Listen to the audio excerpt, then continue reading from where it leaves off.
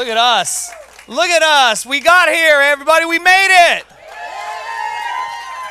Hey, I want to welcome everyone. If this is your first time here, it's also our first time here. And so we have a lot in common. We don't know how this is going to work. I want to welcome everyone watching online or listening to this on our podcast. We're glad to have you here. My name is Chris. I'm lead pastor here at Our City Church. If you have a Bible, I want to invite you to open it to John chapter 14.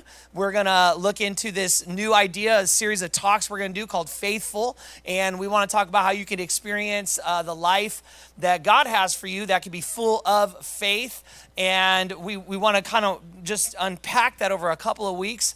What does it look like to have a heart that is full of faith? You've met people who have big faith. Some of you come from a home or a family where big faith was a part of that. Some of you didn't, but you met someone who had faith. You met someone who experienced or exhibited a level of faith that when you would watch them pray or listen to them talk about their faith or their spirituality, there was something in them that called out to something in you. And it was in you that was like, man, what I want that. Like, you seem to know God yourself, right? And I don't know how old you were when you first experienced that, but it's an impactful thing to meet somebody who has a faith that is full.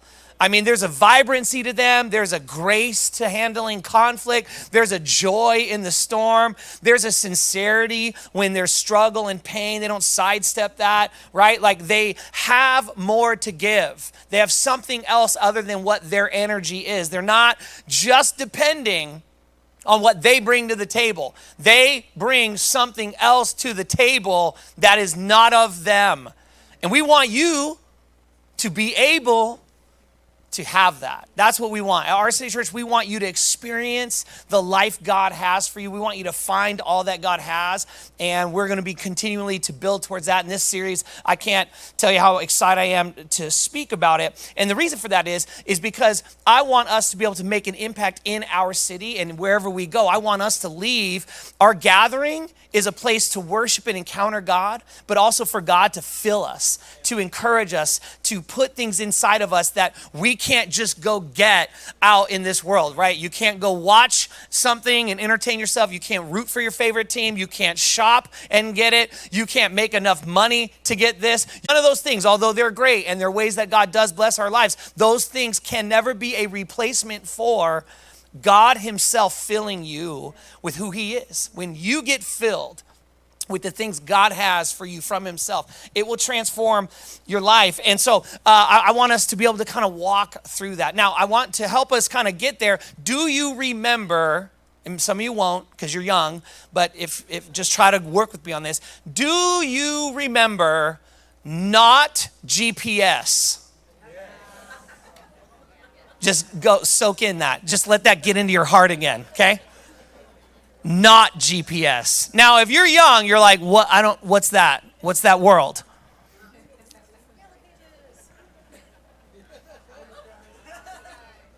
Wasn't there this thing called Tom something? And what was it? Yes, that. I remember like the days where you used to have to listen to the directions someone was giving you on the phone. You remember that? Do you know, if you're under the age of, do you know that there's a world that if you're young, like you need to know this. There's conversations you don't ever have to have anymore that used to be dominant in the ending of a conversation. Like we used to have to really listen to what the person was saying when we were trying to go hang out with them. We used to have to be like, wait, what? No, too fat. You wrote that down, right? And then if you don't write, like with really good, like legible, like can't read your writing, and you handed that over to somebody, remember that? Remember when somebody gave you the directions, but they wrote it with their crappy handwriting? And you had to watch that chicken scratch to try to figure out where you're going, and you was cussing and yelling at them. They're not even in the car with you. Maybe not you, someone you, like someone else you know. Not me.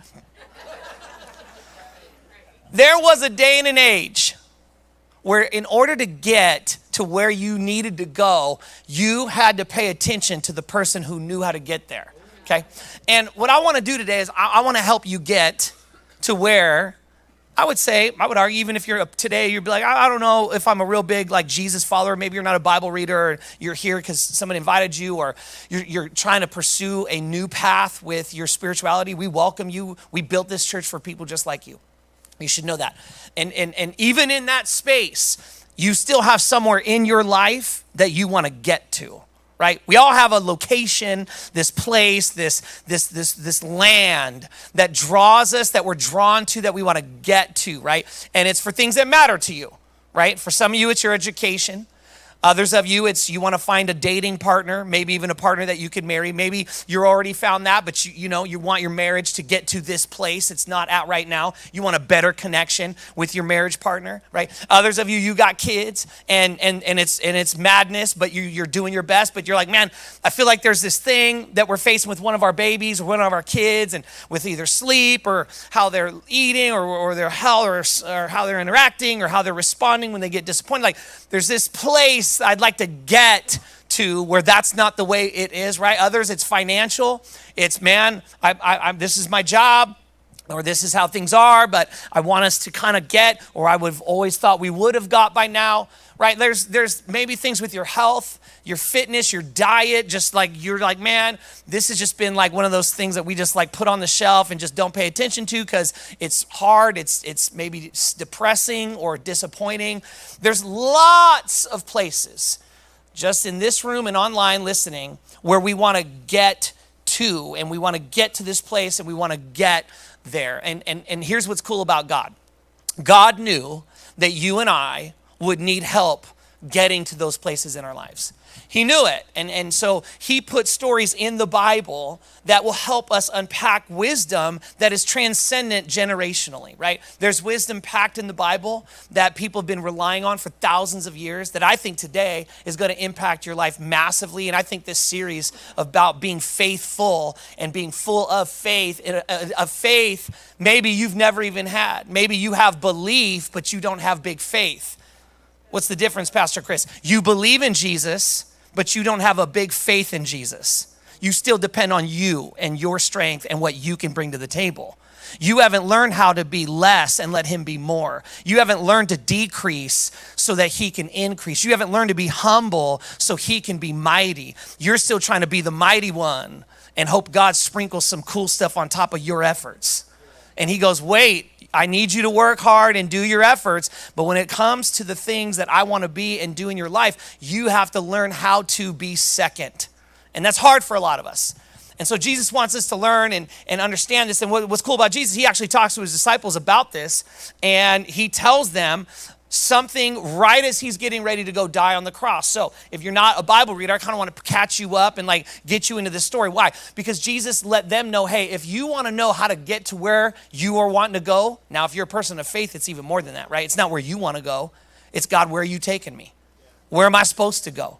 Where's my life supposed to be 6 weeks from now, 6 months from now, a year from now? Where's my marriage? Where's my kids? Where's my health? Where's my education? Where's my finance? Where's my life supposed to be? What is required? What do you have in your heart? Why? Don't you want to know what God has in his heart for you? You should. If you don't, you should. Why? Because he has great things for you, but the path there will require you to die to being in control. And that's the path we're all on if we are all followers, believers, and if we want to have big, great faith. And I believe you do. So Jesus gathers his disciples all together, and he has some things to say to them. I want to share them with you today. Everybody say there and then. If you're new around here every week that we're ever going to speak, we always talk about what was happening in the story of the Bible there and then. Why? Well, if you grew up in church, around church, Catholic church, whatever kind of church, you kind of had the Bible read to you, but it wasn't explained maybe always to you, right? They tell you stuff, and then you're supposed to walk out of there with like some understanding of like Leviticus, and you just like, I really don't understand the thys, the thous, the thuses, and the these, okay? Okay, we don't do that at our city church, okay? You're never going to have that problem. When you come here, I promise you this, you will always leave and go, I had no idea. I did not know that's what that meant. That's what was going on? That's so crazy. Why? We spent a lot, and I mean a lot of time, multiple people work together every single week to try to hear from God, get with each other, and collaborate and go, okay, this is what we want the church to hear about the Bible, and we want you to know what's happening. So when we say there and then, I want you to know, here's what's going on there and then in this story. So Jesus has told his disciples, he's been with them for 3 years, and he has now told them, I'm going to die. Now they're tripping on that and they're kind of like, well, maybe he's talking an allegory. Why? Jesus was a storyteller. He told stories all the time, right? There is no such thing as a prodigal son. It's a story Jesus made up. Some of you that didn't know that, didn't grow up reading the Bible, you're like, wait, what? Yeah, the prodigal son is a story Jesus told. Not a real son, not a real man. It's an allegory. So when Jesus was telling them like, hey, I'm going to die, I'm sure there's a few of them going like, all right, like you going to die? Or you going to, like what are we really trying to do here? And when Jesus then gets them together, he wants to help prepare them for how they are supposed to be commissioned to go take their faith to the world. That's what he wants to do with you today. And he wants them to know how you're going to get to this location, this place in life, in faith that we're all going to get to. So Jesus brings them together. Now, you should know this. The last thing Jesus said before the verse I'm about to read to you, the very last thing, was he told a very famous one of his followers, his name is Peter, you are going to deny me. You will deny me before the rooster crows tomorrow morning. That's also AKA known as before your alarm clock goes off tomorrow morning, which let's just talk about. That was a little earlier today. Good on you to be at the 9 o'clock. You guys all deserve extra bonus credit points. You get an extra jewel in your crown in heaven. Maybe it'll be specialty colored, like, oh, you must have got up early on daylight savings. How about you? Jesus just gets done telling them, I'm going to be betrayed. I'm going to die. I'm dying for the sins of the world.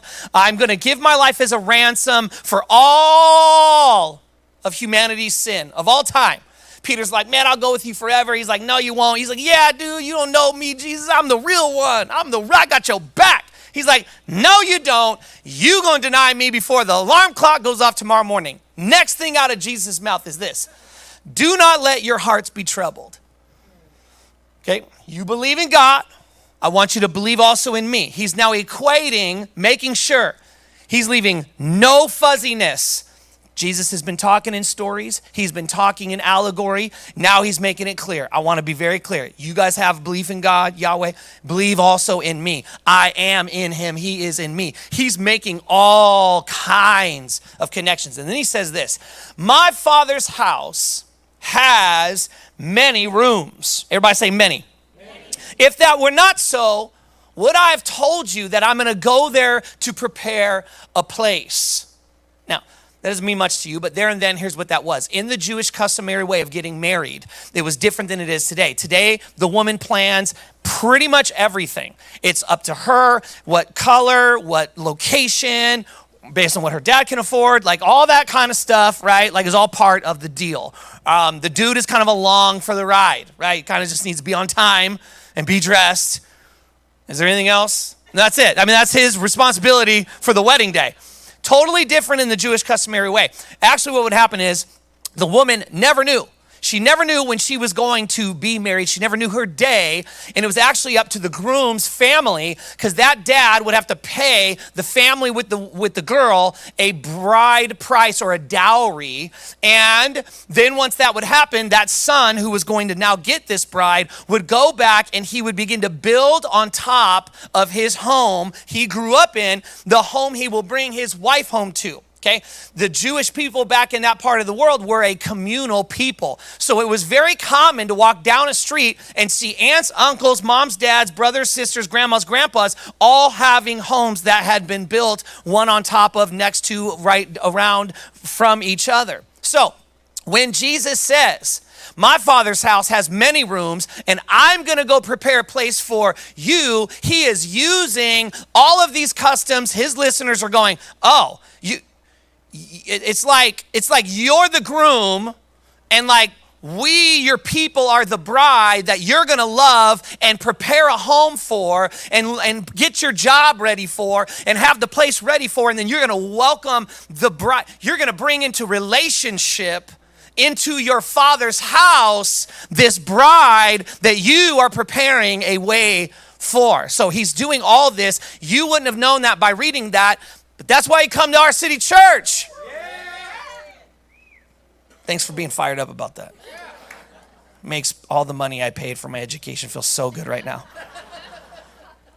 Now he says this, and if I go to prepare a place for you, Now he's going to talk all about that custom again. This is what would happen.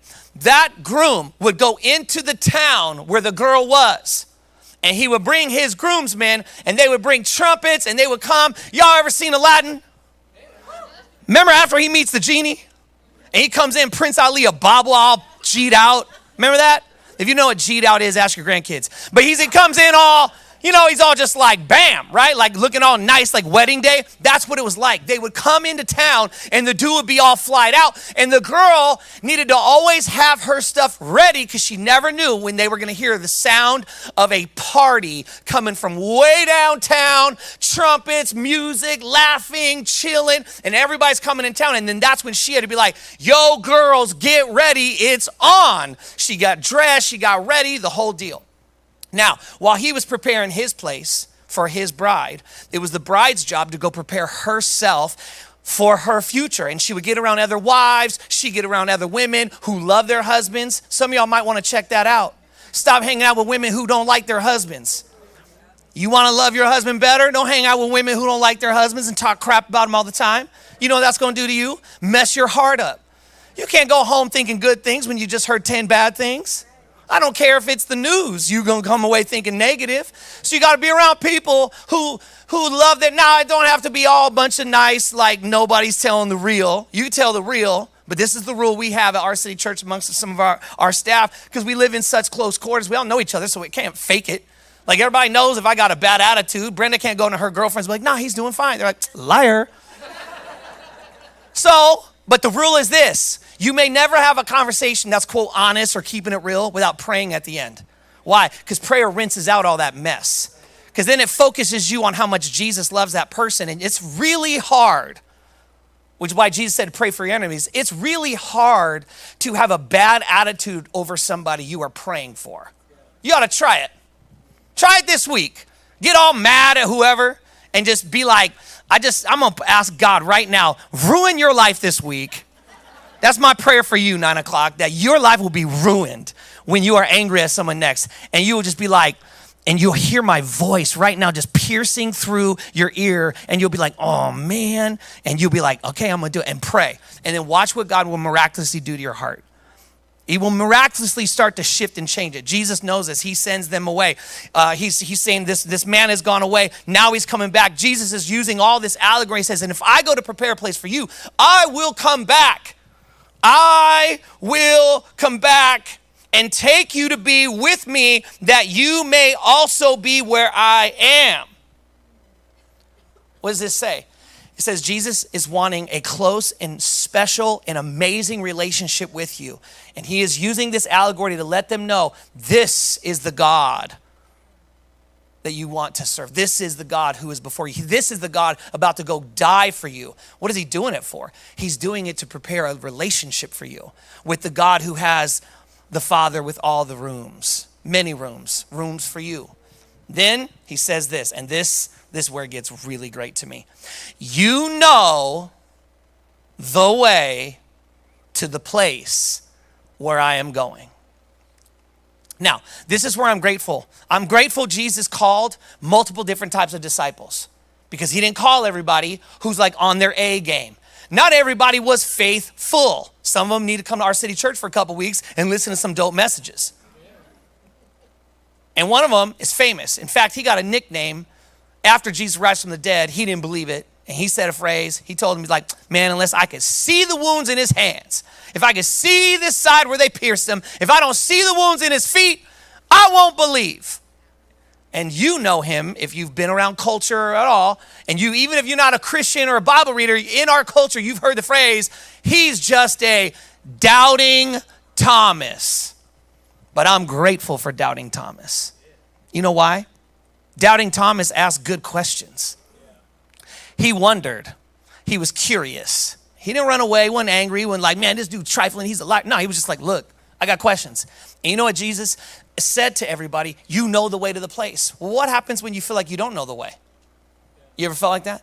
You ever felt like you didn't know how to get your life better than was? You didn't know how to get your marriage better. You didn't know how to get your finance better. You didn't know how to raise them kids better. You didn't know how to not be like the stuff you saw growing up in your own home. You didn't know how to be healthier. You just didn't know how to get closer to God even. I don't even know how to pray. I don't know why we worship. I don't know how to be full of faith. How do I get to this place? And that's why I'm grateful, because Thomas asked his doubting, quote unquote, question. And Thomas said to him, Lord, we don't know where you're going, so how can we know the way? Leave that up there. We don't know where you're going. How do we know this way? You just said you're going to go prepare a place and there's going to be this man, but we don't even know where this place is that you're going. Now, I know some of us feel like that before. You felt like, God, where are you taking this train that I'm on called my life? It don't feel like it's going nowhere good. Or it don't feel like I'm not enjoying the scene. I look outside the window and I'm like, nope. Can't believe this is my life right now. Right? There's all moments where we have that. Thomas asked a very honest question. Lord, I don't know where you're going. I don't know how can we get to this place you're talking about? And this is where Jesus, I think, gave the answer and the secret to every single time you're ever stuck. This is the secret. He gives an answer that, in fact, some of you who maybe didn't bring a Bible, you know the verse I'm about to read, you just don't know it comes after this. You didn't know it was in this story. You didn't know it was in this context. You didn't know it was here, there, and then, but you know this verse. Jesus is asked, we don't even know we don't know where you're going. How do we get to that place? How do we know the way? And Jesus answered and said, I am the way. I'm the way. I'm the truth and the life. And no one gets to the Father's house with the many rooms unless he comes through me. Jesus does not wish to leave it fuzzy of how you will get into the Father's house with the many rooms. Some people are like, oh, there's lots of ways to know God. Jesus doesn't give you that option. You don't have to believe his words. You don't have to accept his message of redemption and forgiveness through him. And you don't have to put your trust in his work on the cross for your sins. You don't have to do that. But what you don't get to do is change what he said. He didn't leave it fuzzy. He said, there is no other way but through me. And then he backed it up. So it's formidable. Historically, certainly if you believe in the power of Jesus in the Bible, it's a powerful statement that he says. I am the way. I am the way.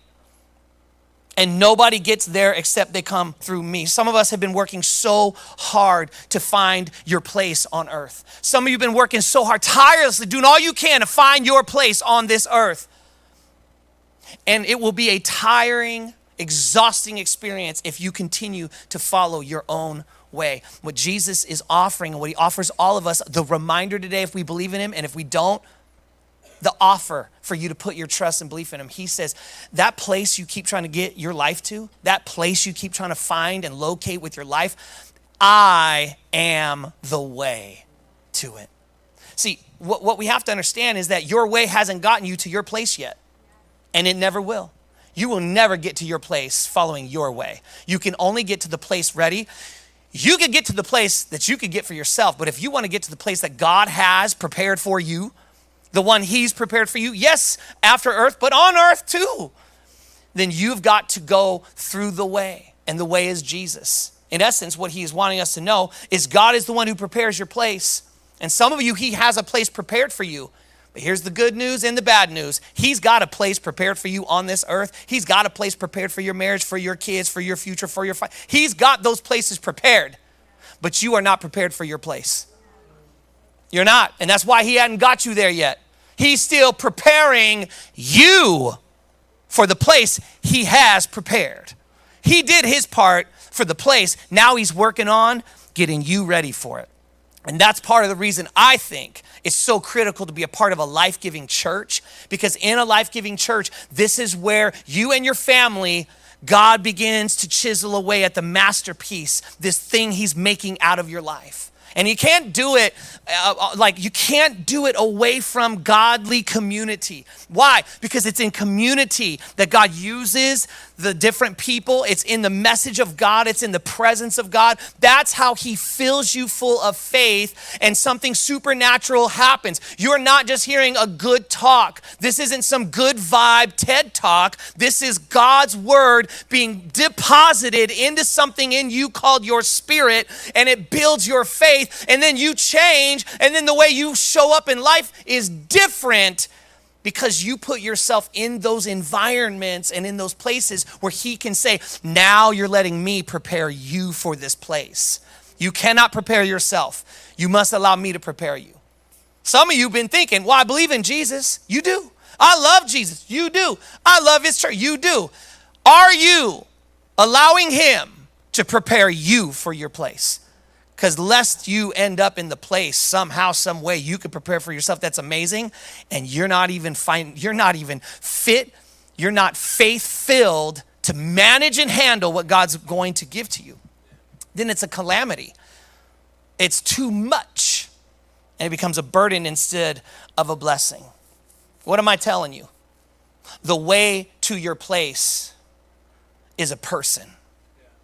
It's a relationship. It's a connection with Jesus himself, and he offers it to you freely today. And he wants to remove all those entanglements from you. And I would present to you today, if you don't have a trusting relationship with Jesus, what I would tell you is this. The only way after you are done living your life that you will get to have eternity with him is through Jesus. He makes it very clear. He doesn't want there to be this ambiguity about it. And you're going to hear our world system tell you all kinds of stuff. No, you can get there however you want to. Make up your own rules, your own truth, your own ideas about what you want to say is okay. And when you do that, let me tell you what you're doing. You are becoming God because you set the rules.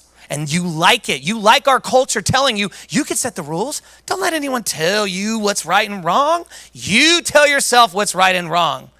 But somewhere in your heart, you know that can't be right. You know that can't work, right?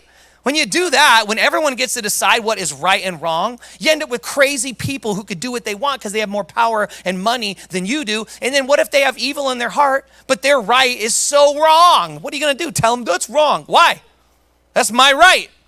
It's my way. It's my truth. It's my life. Don't tell me about that. And who are you to tell them? You got to go, yeah, I guess that's what I want for me. I guess that's what you can do for you. It just really sucks that you're the boss.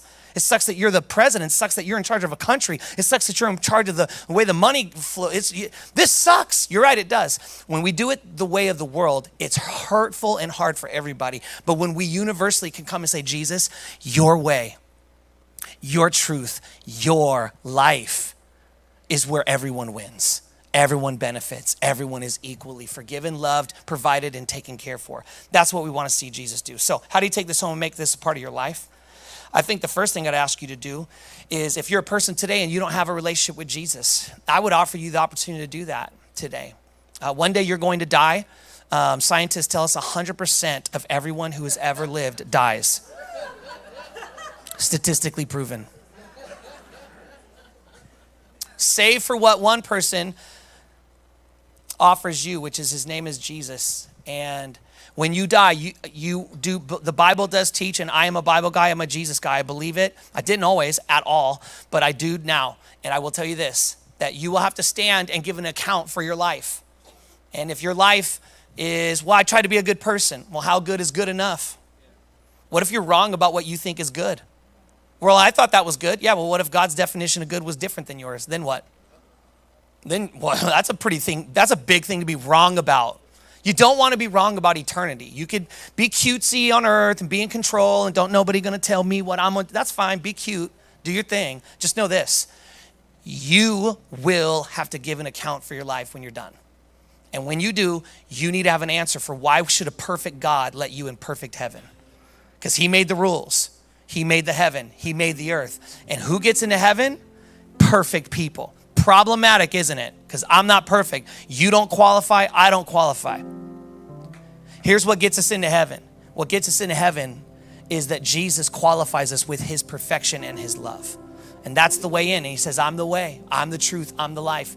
after earth, on earth, while you're living, when you're done living. And what Jesus wants to offer you is the opportunity to be forgiven. Why is that? Well, here's why. Because there's people on this planet, and there's people that will tell you that heaven and hell are for good and bad people, right? Hitler goes to hell, Mother Teresa goes to heaven, right? Like that's kind of how the world all thinks, like good, bad. And then no one ever thinks about the fact that good and bad has so many different definitions. What you think is good is so different than what someone else in this room thinks is good. So whose definition is right once we all get to heaven? Yours, theirs? What if theirs is the one God's rolling with and you didn't know it? You're gonna be really hurting when you get into eternity and you realize like, whoa, I have to spend an eternity without God because I was wrong about it. I'm gonna tell you this. There will be good people in heaven. There will be bad people in heaven. There will be good people in hell. There will be bad people in hell.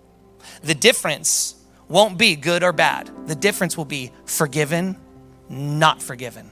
I chose to let Jesus be my Savior. I rejected Jesus as Savior and his offer for me to be forgiven. That's the difference between your life after earth. And I want you to hear it and to know it so that you can make an informed and an intelligent decision.